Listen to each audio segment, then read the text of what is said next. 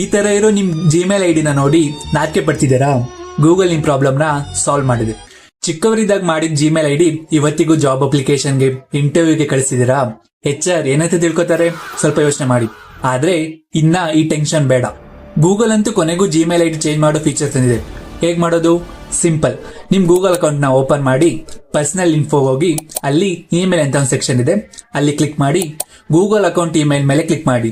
ಅಲ್ಲಿ ನಿಮ್ಗೆ ಆಪ್ಷನ್ ಬರುತ್ತೆ ಚೇಂಜ್ ಗೂಗಲ್ ಅಕೌಂಟ್ ಇಮೇಲ್ ಅಂತ.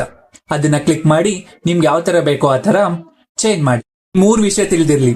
ನಿಮ್ಮ ಹಳೆ ಐಡಿ ಡಿಲೀಟ್ ಆಗಲ್ಲ, ಅಲಿಯಸ್ ಆಗಿ ಉಳಿಯುತ್ತೆ.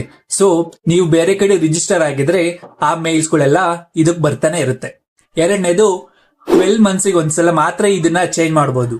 ಮತ್ತೆ ಲೈಫ್ ಟೈಮ್ ಅಲ್ಲಿ ಬರೀ 3 ಸಲ ಮಾತ್ರ ಇದನ್ನ ಚೇಂಜ್ ಮಾಡಬಹುದು. ಈ ಫೀಚರ್ ಎಲ್ರಿಗೂ ಇನ್ನ ಅವೈಲೇಬಲ್ ಇಲ್ಲ. ನಿಮ್ಗೆ ಏನಾದ್ರು ಬಂದಿದ್ರೆ ಕಮೆಂಟ್ ನಲ್ಲಿ ತಿಳಿಸಿ. ಮತ್ತೆ ನಿಮ್ಮ ಹಳೆ ಫನ್ನಿ ಜಿಮೇಲ್ ಐಡಿನ ಕಮೆಂಟ್ ನಲ್ಲಿ ಹಾಕಿ. ನಾವು ಸ್ವಲ್ಪ ಖುಷಿ ಪಡ್ತೀವಿ.